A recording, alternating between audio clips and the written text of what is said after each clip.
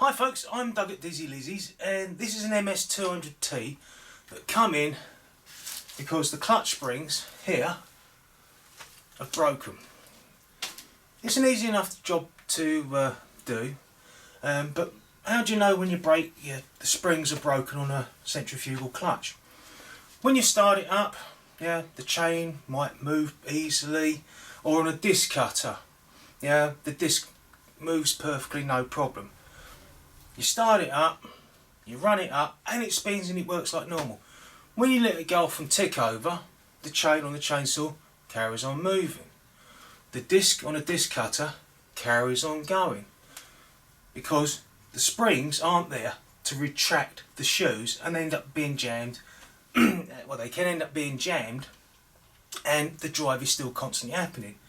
So that's one way of knowing when the springs are broken. So let's change the springs. Right, now this is the clutch, and you can see this piece here, this one wiggling around because the spring's broken there, and that one's pretty nearly fair through as it is.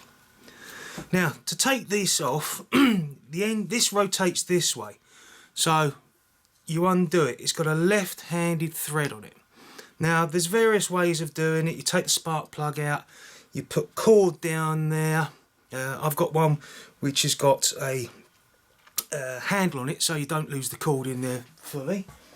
You can also get tools like this which you push down into the spark plug.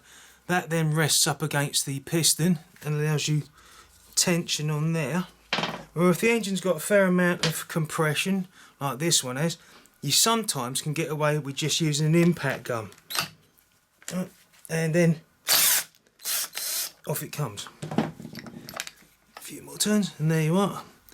That's the sprocket, and there you can see the broken spring. You can see it, broken spring there. Right, now to work on this, I've got a small little screwdriver and a pair of small long nose pliers. Let's zoom in a little bit more, that's it. Right, now to get the springs out, if they're broken, it's fairly easy. And if you've got a broken one, well, that becomes fairly easy to get these ones out, because they are worn out and there's one less giving it an effort. Right, that's that one out. Push that spring out. That's another one out. Up and around.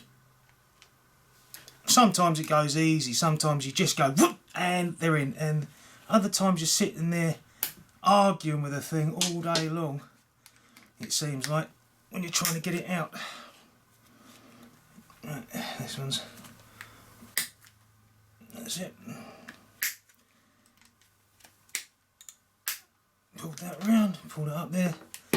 So that's the springs out. I'm going to put a little bit of wire wool over this, or a wire brush over it, and clean it up before I reassemble it. Now, while I was cleaning these up, I noticed something. The customer is going to need a new pair of, a new clutch before long. Because can you see that groove there?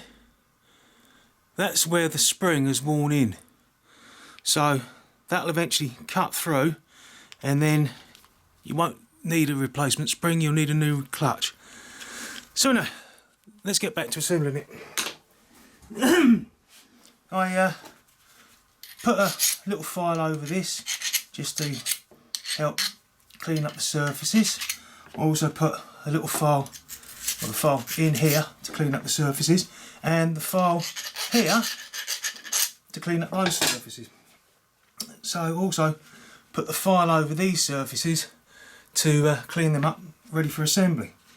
Now these go over the top of there, like that, and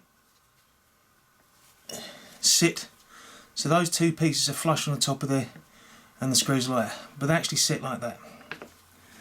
This one's been done and this one's been done. Now comes the fun part. Now the way I assemble them is I put a spring through there, put my finger underneath it, holds it up, put another spring on this side here,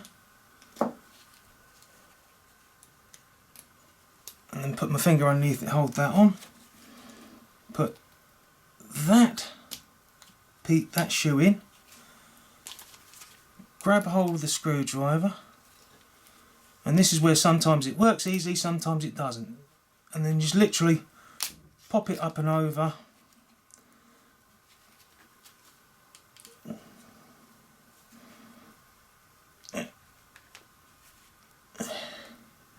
Ow. Sometimes it's easy, sometimes I think my hands ain't too good at the moment. But literally just pull that up and over so the spring's at the end, and bing, it's in. Get hold of this spring, put it onto there, place that one over the top, and again just grab hold of the spring, lever it up and over, and boom, it's done. And then once more,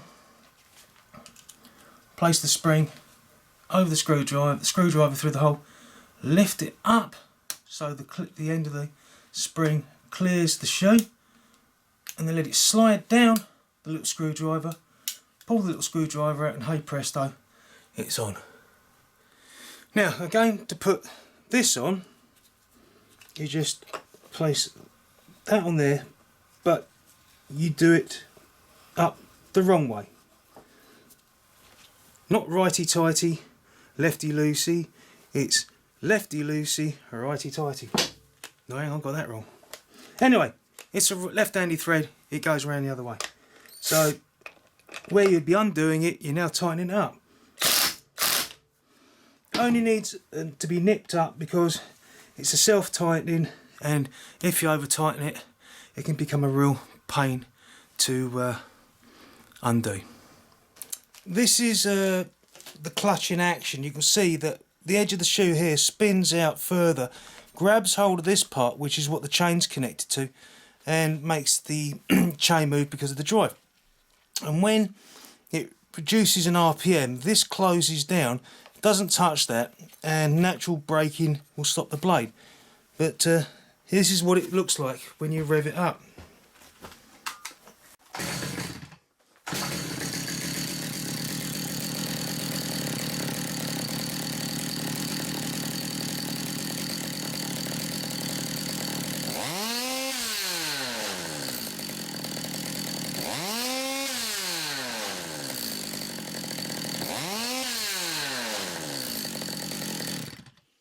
So you can see that moved out, grabbed hold of that and spun it round. I've also put a piece of rag underneath the chainsaw, so I always run them up to make sure it pumps all before I put the chain on it. But that's a reason why I put a bit of rag underneath it, to stop the place becoming oily. Now after I've put it all back together again, I've got to make sure that the clutch works properly, stops the chain. But it also probably means I've got to adjust the tick over on the carburetor and carburetor settings so the chain doesn't move when it's ticking over. So blade brake on, blade brake off, chain moves, start it up.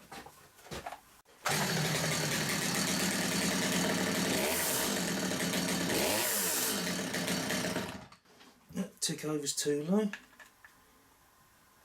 Little tweak.